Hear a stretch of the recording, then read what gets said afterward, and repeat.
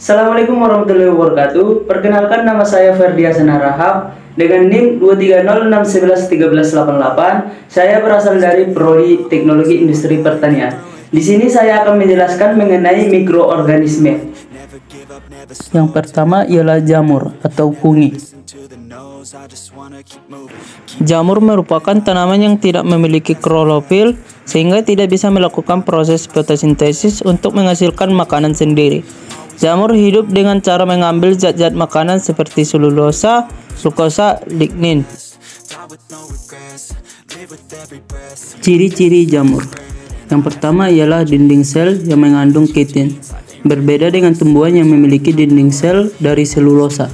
Yang kedua ialah habitat beragam jamur dapat hidup di berbagai lingkungan, dari tanah hingga air, dan bahkan sebagai parasit pada organisme lain. Yang ketiga, tumbuh dalam bentuk pipa atau miselium. Jamur membentuk benang-benang yang disebut pipa yang dapat berkumpul menjadi jaringan yang disebut milisium. Yang keempat, reproduksi dengan spora. Jamur berkembang biak dengan cara menghasilkan spora yang dapat membesar melalui udara, air, atau melalui kontak fisik. Baik, selanjutnya ialah ragi. Ragi juga kadang disebut dengan hamir. Pengertian dari ragi ialah mikroorganisme dari golongan fungi atau jamur yang digunakan dalam proses fermentasi. Dalam proses ini, ragi membantu mengubah gula menjadi alkohol dan gas karbon dioksida. Ragi memiliki peran penting dalam industri makanan dan minuman seperti pembuatan roti, bir, anggur, dan produk lainnya. Nah, selanjutnya ialah ragi dapat berkembang biak secara bertunas, membelah, pembentukan spora aseksual maupun seksual, dan partogenesis. Selanjutnya kita masuk pada bakteri. Apa itu bakteri? Bakteri ialah kelompok mikroorganisme bersel satu yang diklasifikasikan pada tingkat domain. Bersama dengan domain archaea, bakteri digolongkan sebagai prokaryotia. Sel bakteri memiliki bentuk tertentu, misalnya mirip bola, batang, atau spiral, yang biasanya berukuran beberapa mikrometer. Fungsi bakteri.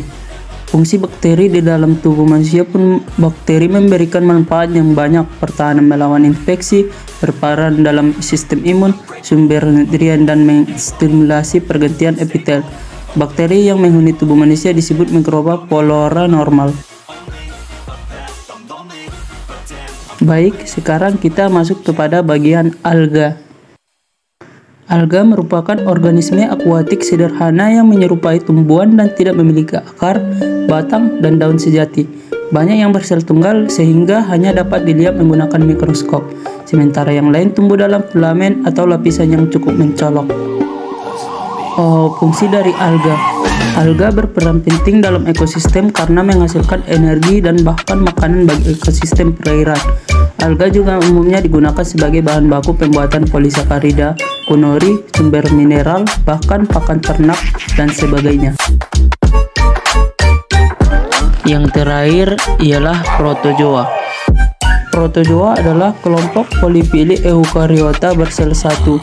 Protozoa merupakan kelompok lain prosyota eukariotik.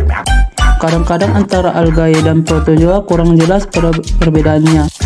Protozoa hanya dapat dilihat di bawah mikroskop.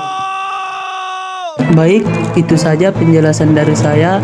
Terima kasih telah menonton. Assalamualaikum warahmatullahi wabarakatuh.